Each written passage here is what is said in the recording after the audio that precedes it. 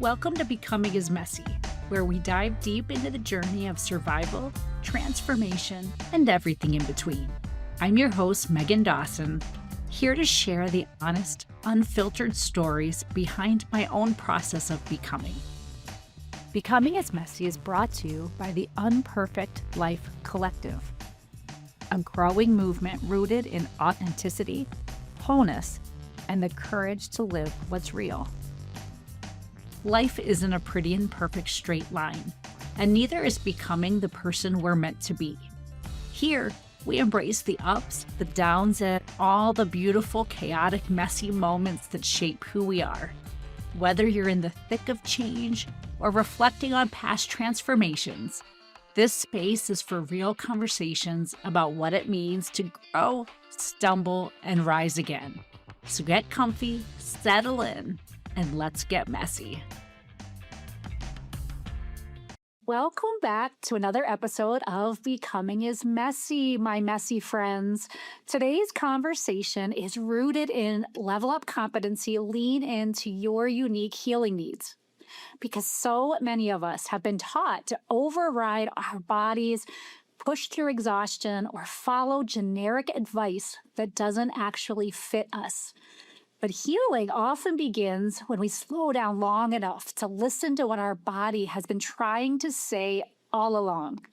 Today, I'm so excited to be joined by Dr. Liz Graves, founder of Back to Real Food, where she helps individuals and families reconnect with simple, nourishing food and sustainable wellness practices. Dr. Liz, I am so glad to have you join us today. Welcome to Becoming is Messy. Thank you, Meghann. I'm so glad to be here with you. Yay. Well, help us set the stage for our discussion today.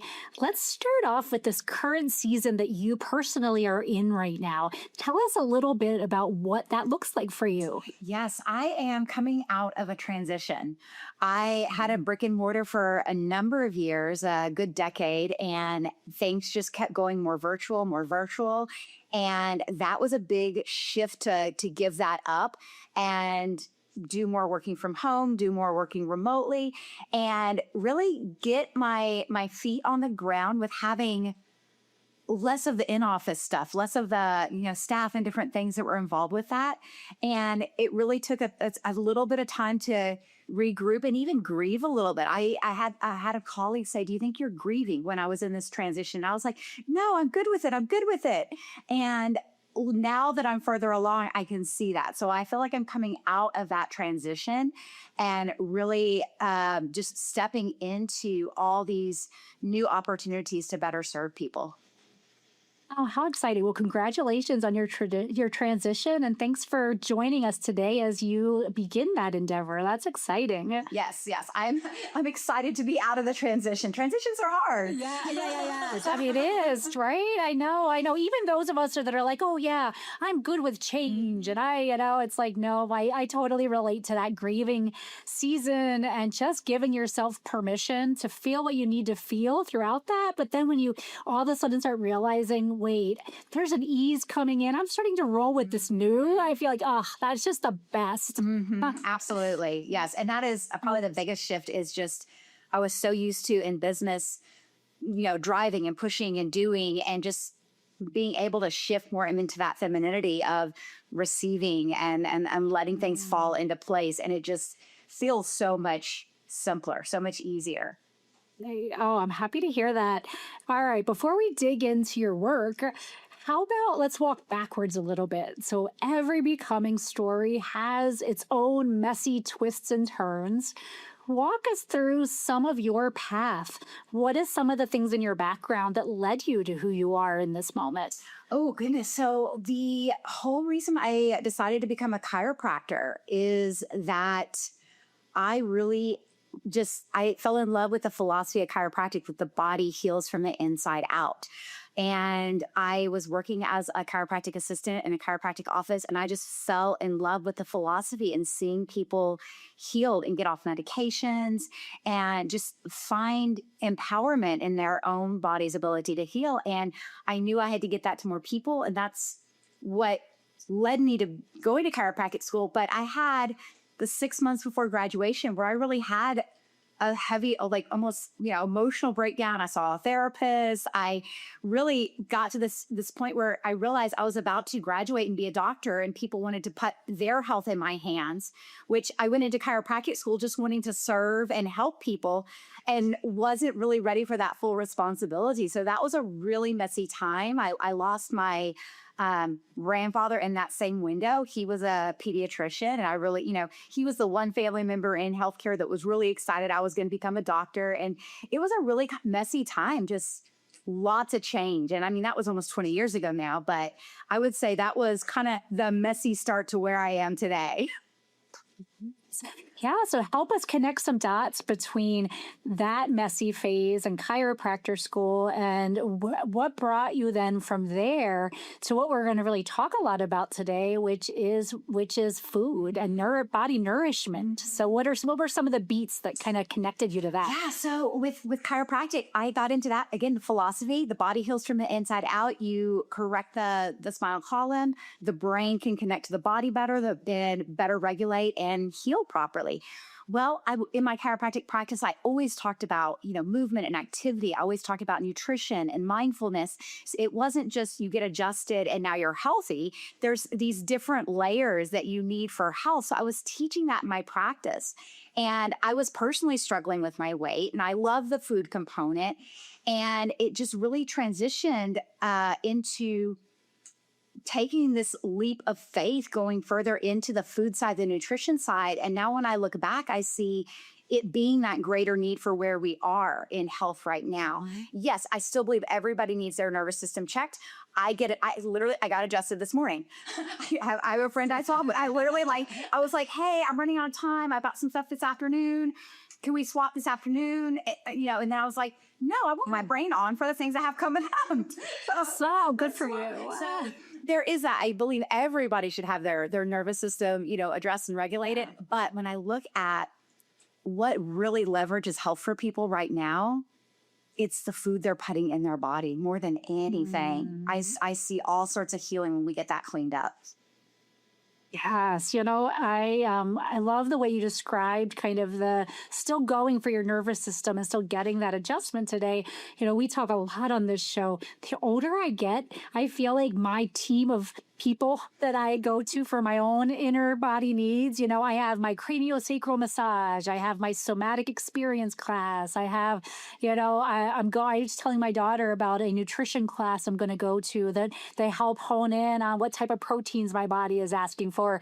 I just love, the older I get, the more curiosity I have about my body, and the more I find that it has such unique needs that are so opposite of what I was grown up and taught about what it is that it means to be healthy. It's very individual. I love, and I so agree with you about nutrition in this moment in time being such a critical point, especially in our country. Our family always says, we're so envious sometimes when we go to other countries where whole foods are just so much more accessible. I love the branding. I love Back to Real Food as a branding and as an imperative. It's such a powerful name. I'm curious, from your vantage point, what does real food actually mean to you? Oh, I love that. Yeah. So, and it's so funny because we have this nomenclature in healthcare that we say things that we think everybody knows. And I've had people ask me, what is real food or what is whole food? And it's not nomenclature across everybody. So I would describe real food as things our great grandparents would recognize. So the things God put on this earth in their natural state that we are biologically meant to consume, that is bioavailable and our body can use. And even an apple today is not the same as an apple 300 years ago, nutrition wise. But if we're just talking about real food, whole foods, yes, an apple is going to be a whole food, real food, versus the more you process it, the more you manufacture it. You go from apple to applesauce, you go from, apple to applesauce to, some sort of fruit strip with sugar added and, something that sits on the shelf for 10 years. So whole food is really, my easiest way to explain that is it was here 300 or 400 years ago before the Industrial Revolution. It's something your great grandparents would recognize. It's something that, is was meant to be consumed, not something that we've modified to be more palatable.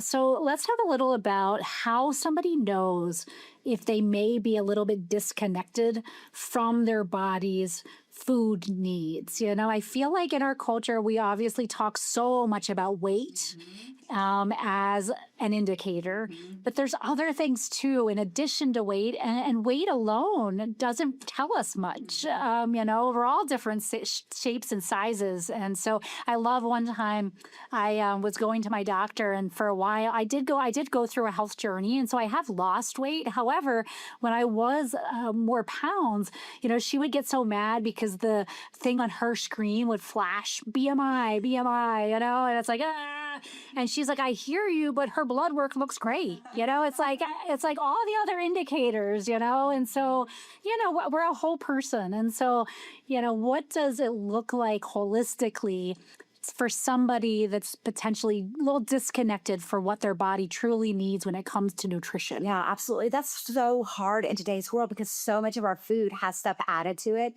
to make it, be able to be shipped. We can get strawberries in December. We can get, mangoes in, Texas or Wisconsin. These are not ideal environments. So it's wonderful that we have such variety we get to choose from, but biologically, it's not serving our body to the best of its ability. So what you said earlier about, when you travel overseas or out of the country, the fresh food, the local food, and it's not just the fresh food, it is that it's grown locally. There is a lot of research showing that when you eat locally, your body uses it differently when you're having food shipped in from other climates or other places. So there is that whole thing. But let me get back to your questions. I digress. Yeah, we can dig into that next too. Like I feel like that just sparked other questions. I love her. But for your asking, how would these people, how would people know or recognize this? A lot of times it's going to be in your cravings. So, craving sweets, or you can't go very long without being hungry again. You're somebody that would describe yourself as like hypoglycemic. That's a sign that your body is not using the fuel sources well that it has, and it's not able to get into a fasted state very easily, because we used to, again, we're going back 300 years ago to the real food our great grandparents knew. We also had times where we fasted. We got up early, we ate our big breakfast, we went out and, did farm work or something. And then we didn't eat until we stopped work and came back in. And today's world is very different, where it's like, you wake up and you grab something, and then on the way to the office, you grab the Starbucks and the pastry or the egg bite or whatever it is. And then you get to the office and there's snacks. And so the way we're fueling our body is adapting us not the best direction, not the natural state for hormone health and metabolic function and being able to be at a healthy weight. So I would say a lot of the big signs are certain cravings, whether it's salty or sweet.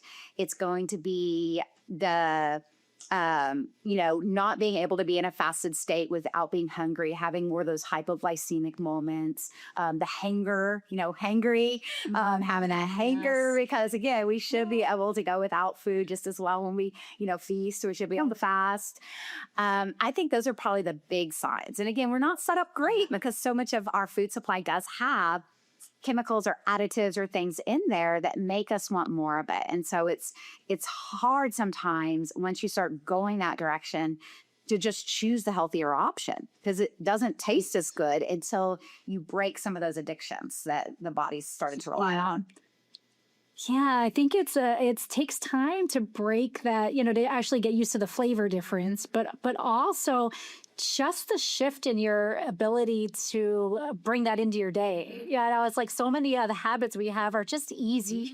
And we have such busy lives. And so, if somebody is noticing that disconnect and wanting to just start shifting towards healthier nutrition, what are some of the steps that you recommend to, or maybe you don't recommend easing in, maybe more drastic is better. So I'll leave that to you. but what is kind of the path that you recommend to shift? Absolutely. So I work with lots of people in lots of different stages. I do have a really great protocol. I call it the boot camp for the metabolism. So we're going to boot camp the metabolism. You're going to work harder on the front end, but you're going to get faster results. You're going to see the results happening. But not everybody wants that. Some people do want to do that little, 1 degree at a time. And either way is going to have success as long as you're consistent. I would say the biggest thing I teach with my kind of boot camp or the slow and steady is make the easy stuff, or I'm sorry, make the healthy stuff easier than the other. So when you go to look for something to eat and you open the fridge and there's, carrots and apples and berries in your vegetable and fruit crispers and they're unwashed and they're still in the original baggies, you're going to go look for something easier to grab so you can get back to whatever you were doing. So then you go to the pantry and you see like, what is there that I could have just as a snack until I'm ready to make something. And that's where those shelf stable things with the chemicals and the ingredients and all those, they are easy. So if you find the time on that front end to make it so easy, like when you go grocery shopping, build that prep time in with your grocery shopping. So it's not just the grocery shopping, it's come home, wash and chop the vegetables, put them in containers so that when you open the fridge, like that's what you see. I promise you, if you have chopped bell peppers and chopped carrots and some cooked chicken and your lettuce is already washed, like you open the fridge and it's already there, that is easier than stopping and going to the pantry and trying to figure out what you're going to snack on from there. So a lot of it is just getting some help and some ideas on how to get that front end going where it's a habit so that it's easier than what you've been doing. Yeah, I mean, and when you don't do that step, which I very often don't, how often have I thrown away produce? Right? That just sat in the bag the whole time. And gosh, like what? I'm just throwing away money when I do that. And that didn't get the nutrients or anything out of that. And so certainly a habit we've tried to incorporate in our household. Wondering, so maybe continuing kind of down that path of when somebody feels disconnected, but before maybe they're making these shifts, or I mean, the shifts we're talking about are never going to hurt anybody, I don't think. So it's like, eat real food. Start there. I'm just wondering in your work, are there any other assessments you recommend to find any more specific things about people's nourishment? For example, for me, I tried for years, and it ended up being 2 forms of autoimmune disease. Ended up being where I essentially would have to starve myself to be able to even maintain weight. And so it took being treated for my PCOS and Graves' disease before I actually could maintain a healthy weight. So I'm just curious if there's anything in your work where there's an assessment, or is it more of like a referral to health practitioners in partnership with eating real food to help kind of hone in on some of those very personalized needs a person's body might have? Wonderful question. You're absolutely right. Because honestly, 2/3 of the women I work with, they have hypothyroid and they've been told they're not going to be able to lose weight. So many women today have PCOS or endometriosis and they're told they can't lose weight. And most of these conditions, there is the underlying root cause partly in the food, the lifestyle, the different things that are going on. And so it's kind of like the chicken or the egg. You got to be addressing both things. But when I work with people, I typically do, I work one-on-one. And so I do a new patient appointment. I've got a health history and I look at the whole picture. So I'm looking at what are these underlying things and then how do people want to address this? My main kind of starter thing that most people come to me for initially is metabolic health and weight loss. And like I said, 2/3 I would say are hypothyroid or, PCOS, and they've been told they can't lose weight. And I'm like, well, I know I can help you lose weight. I've never had a problem with somebody with those conditions not being able to lose weight. The next step is once that weight is off, are you ready to really look below the hood? And if that alone didn't resolve some of those issues, because I've had, PCS go away. I've had a couple of people where their thyroid balanced out. That normally is a little bit more in depth than just the weight loss. But a lot of times with this PCOS, when you drop body fat, because you're not producing so much estrogen from having higher body fat, that hormone regulation starts to normalize on its own. So I do work with people on that side of stuff as well, if that's also what they want to address. So, and sometimes they're already working with their doctor, they're already on medication, or they're already doing that over there. So it really depends, on the person. Is that, if you have some other things going on besides just changing, what you're eating, it's either co-management, or the way I approach it is less of that pharmaceutical. It's more, how do we get to that root cause? How do we support the body so you don't need to rely on some of those Band-Aids? Yeah, that's great. Curious. Yeah, so besides, in addition to what we've talked about with the tips after grocery shopping and with your fresh foods, washing right away and having them accessible, when you're working with folks, what are some of the other tips? And I think of the word simplicity, and there's just things, to me, eventually as you do a habit, it becomes simpler with time.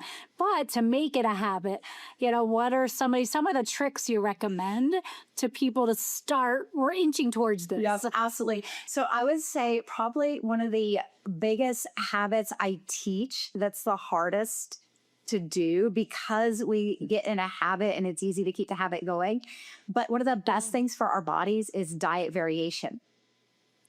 So having a habit where you're able to do something for a cycle of time and then vary it a different way and do that for a cycle of time.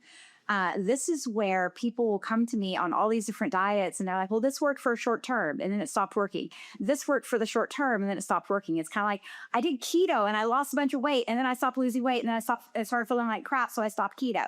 Oh, I did carnivore and I felt a lot better, but then I felt a lot worse. So I stopped. And the thing is that the body is always going to adapt to whatever you do. So you can do keto for a window of time and you can get the maximum therapeutic adaptation.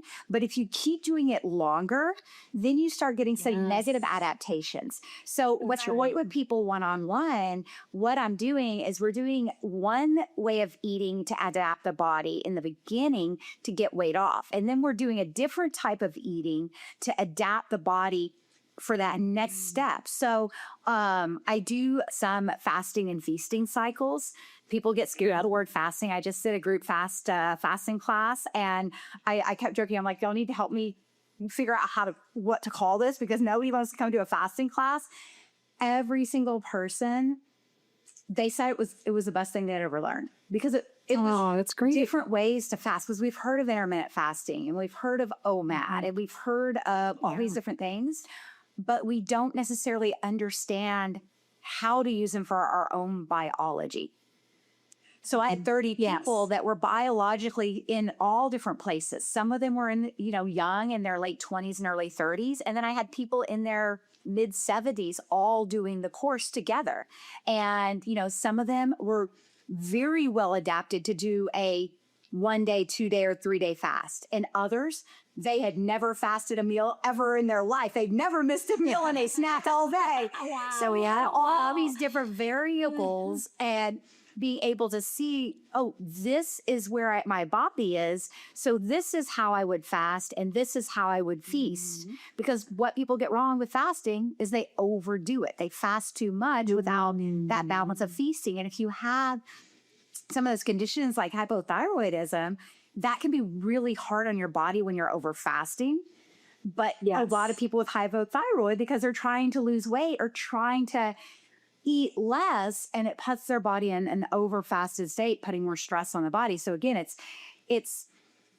that's a hard thing to say. Is the best thing you can do is adaptation. Exactly. So I'm going to say it did do something for a month and then change it. But I look at it as building. I think it's so important. I look at it as building. Like, we're going to do this adaptation and build the body up to the next adaptation, so that we're continuously moving the body in the right direction.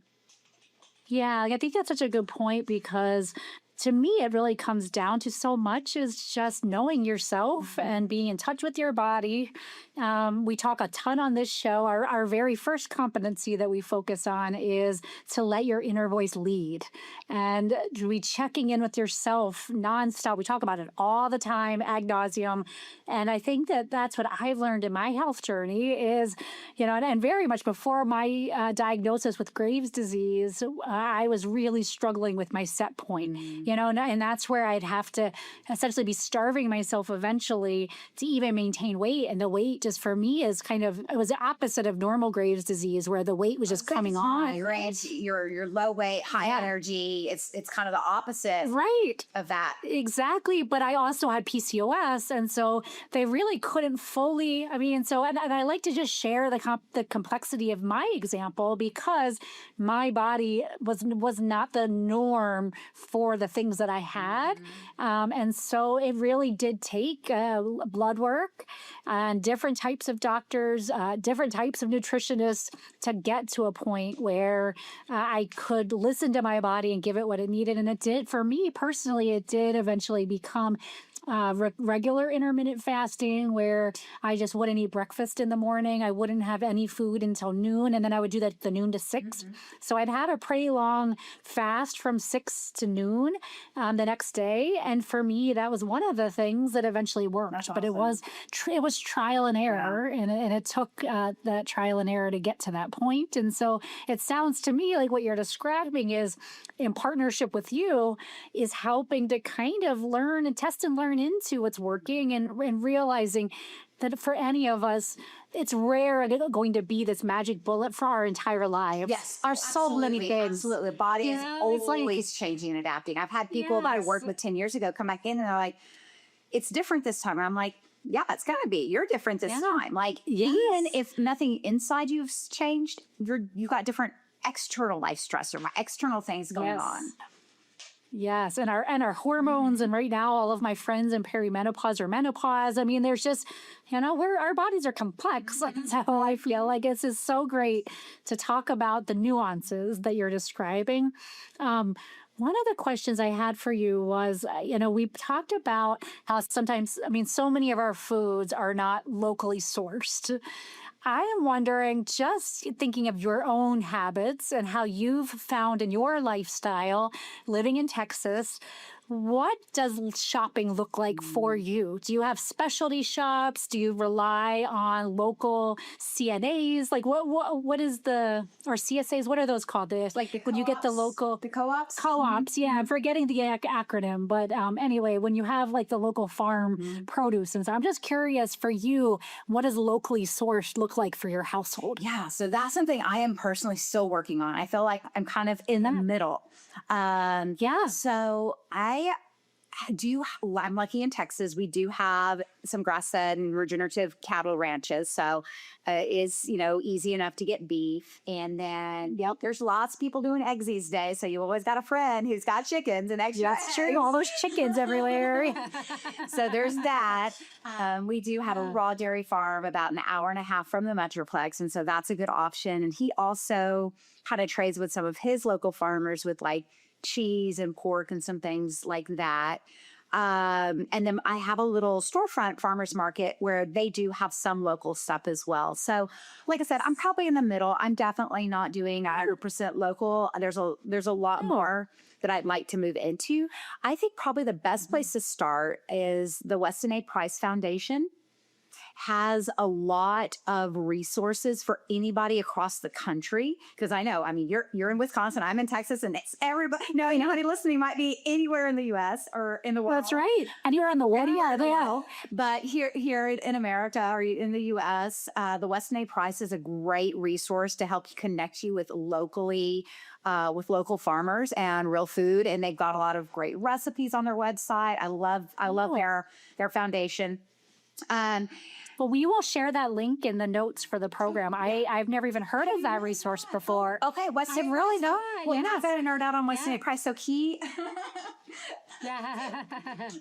one of my favorite, most painful books I've ever read is his book, which is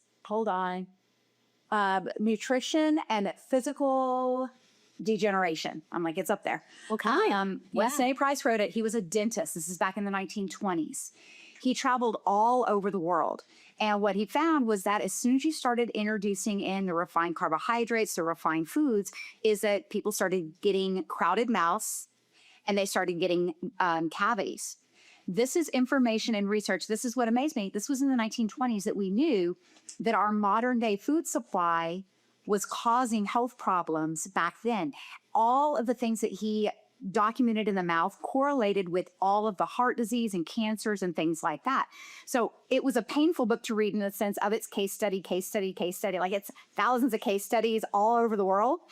But it just really solidifies how important this food piece is. But kind of the legacy that he built is there's a foundation and they do a lot of just teaching on ancestral eating, using bone broths, being able to cook in ways that are nourishing. And then they have a local chapter in most I would say cities, or definitely in each state, to where they can connect you with other local farmers and co-ops. Great resource. Awesome. Great resource. Thank you for that. I'm excited to look into that. Because I'm still working on my own locally sourced process, and so consistently trying to be more healthy. But I think for a lot of us, no shock that emotional well-being and our physical nourishment are so linked. So for myself, I'm a Taurus born in May who very much consider myself a food, a healer through food, and if I'm in my lowest points, I'm definitely craving salty, crunchy, all the bad, greasy foods. And so just curious of how this journey has really informed your view of that connection between emotional well-being, physical nourishment, and just kind of self-compassion. Oh, absolutely. There's such a connection with food and our emotions. And I know you've had a couple of people on your podcast previously that talked about amino acids and brain health. And that is something I test for and incorporate in if needed, because if your brain doesn't have the neurotransmitters, you're going to have a lot more of those sugar cravings, a lot more of those crunchy cravings. You're going to have more of the addictions towards caffeine or alcohol or stimulants or different things if your brain doesn't have the nutrition building blocks to make you feel good and normal and happy and not stressed. So that is a huge component. And then there's that other side where, it's wonderful that we do have this emotional connectedness to food and joy in eating, because if we didn't, guess what? Like, God put that in us for a reason. If we didn't eat, we'd die. Like, we would starve to death.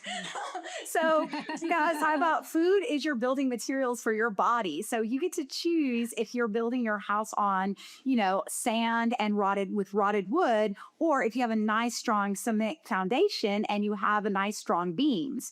And that's what we get to choose with our food. But there is that emotional component of comfort and feeling good and fullness. And I will say, the more I've learned with this, and especially with incorporating amino acids, I can see that strong link of using food when the brain doesn't have the nutrition that it needs. So there is that actual nutrition side to building up the brain so that you aren't craving those things. And then I always say I'm great at the physical, and I do some light coaching on the mental, emotional, but I've worked with people that have had sexual trauma, and a lot of times food and weight is a barrier for them. I'm not going to get past that teaching them food. So that's where it's a pain management case of working with, a therapist or somebody that does EMDR or, something to also address that. So I love working with other practitioners when it's necessary on that emotional side, because we're both limited. If you can do talk therapy till the cows come home, and if you have a nutrition deficiency in your brain where you're not making serotonin or GABA or dopamine, like, you can keep talking. And not vice versa. I can get the brain really honed in there. But if you've got severe trauma and PTSD and things, I'm not going to rewire the brain with your food. So it is, health is multifaceted. Yes, yeah, I love that you reference that. We talk about that. We have a really strong wellness community here in Madison, Wisconsin, as well as just all the guests that I have on. And very similarly, so many of, like you described, with kind of your feminine energy, your femininity in this season in life really coming to surface. I find so many in the wellness community are feeling that right now in this moment in time, and such a kind of puzzle piece. We all joke. It's like we rarely feel like there's competition for any of us because we know our lane, we know our specific focus. And if it's something that we can't, that we're not the right person, we're the first people to bring in another team of people and referring the people we work with to those other folks. And so the more you can stay connected and have that kind of a network, is just, at the end of the day, it's just so great because you're going to get to be able to serve the people that you're meant to serve, but also help them on their holistic journey, which I think is so cool. And I love that whole staying in your own lane, because I mean, my neighbor does EMDR. I do not want to do what she does. Like, she holds a big space for a lot of stuff that is too much for me. And trust me, what I do would bore her to tears. Yeah, exactly. Right. Love that we all, again, when we slip into that zone of genius where we're meant to be and serving our purpose, like, it's so beautiful when we're able to stay in our lane and collaborate with people that are staying in their lane, and just we get the best that way. Yeah, I agree. So one more question in this category, and then we're going to shift over to our rapid reel section. But for now, what does feeling truly nourished look and feel like? So if you think of yourself and the people you've worked with, as you've seen them go through this journey, and you think of just that true nourishment, what are some of the characteristics that show up? Ooh, okay. So two-part. When I think about patients and what they tell me, that truly nourished, it is a freedom. It is an empowerment. It's breaking free of cravings. It's not being on the food roller coaster.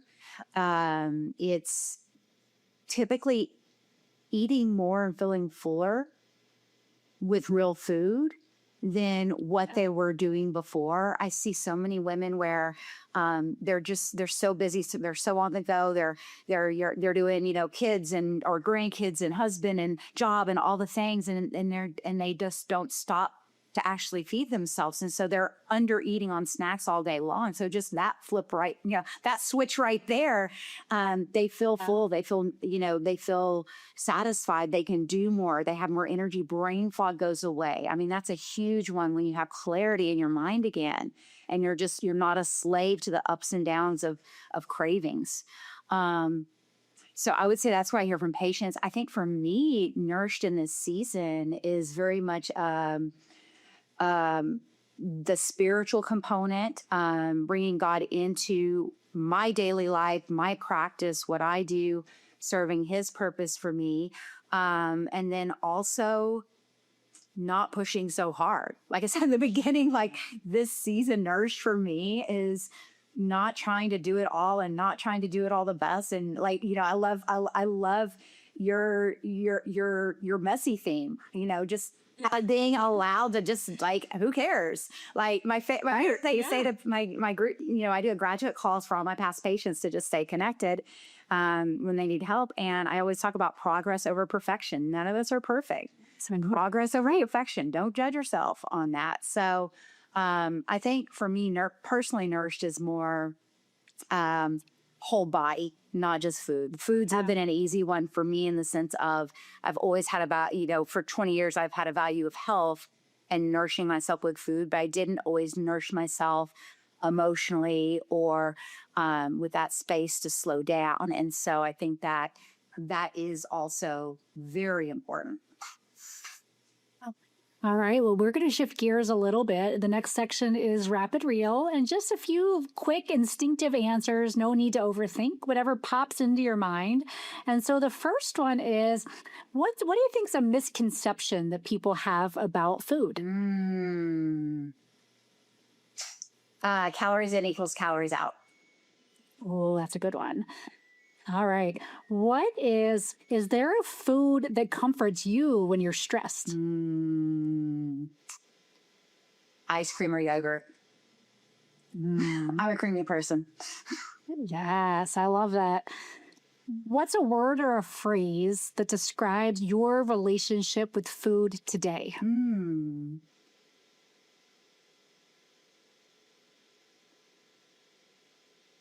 Well, I feel like this is coming to mind because we talk about it, but I love nourished. I think that's a really good name That's word to good. describe it. Yes, I love that. What's a wellness trend that you wish people would stop obsessing over?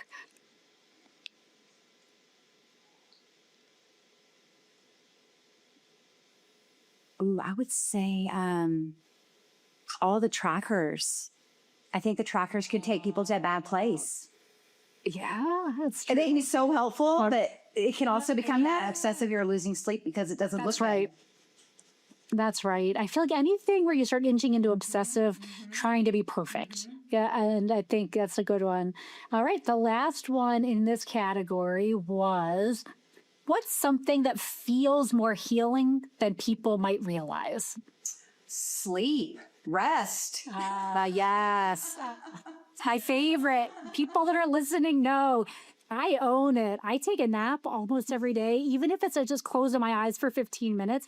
It's listening to your body, and sleep is one of those. And I have to get good sleep. I agree. I'm a nap person. Again, starting off in chiropractic, we had these, early hours before people went into work, late hours when they were coming home. So I always, I started at 7 a.m. and I would see the last patient at like 6:30. So like that midday nap. Oh yeah. Yes. Yeah. You need it in the breaking note. Right. And those of us listening to that inner voice, it's just when it comes, and you get to the point where there's just no arguing it. Like if you try to slog through, your output is going to be crap. So you might as well take that little time for yourself to recharge. You're going to be better for everybody. So before we get to the final question today, is there anything that we didn't touch on?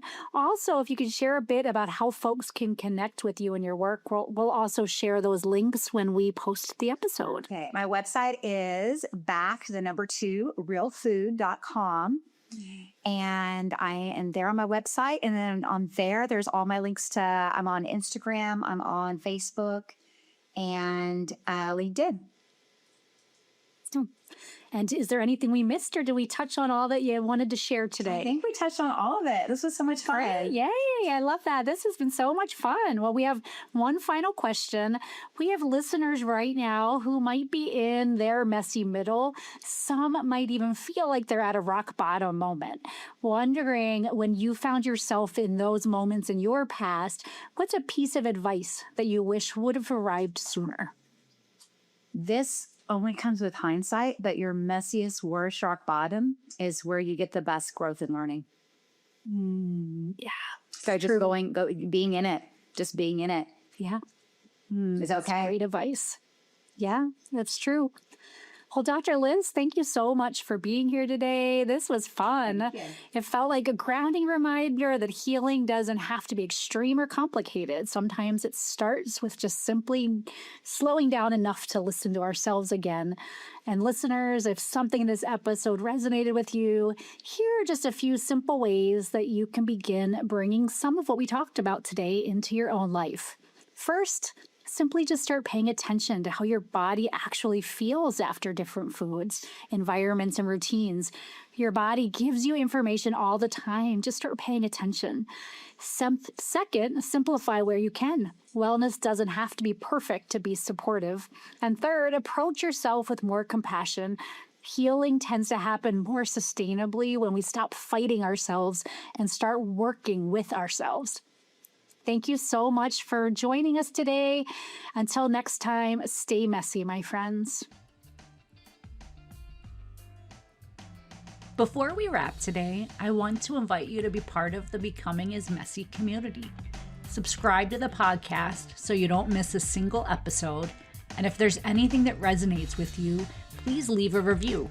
Your feedback means the world to me, and it helps other people find this community. Follow me on social media. I'd love to hear your ideas for future topics, your questions, and stories from your own messy moments.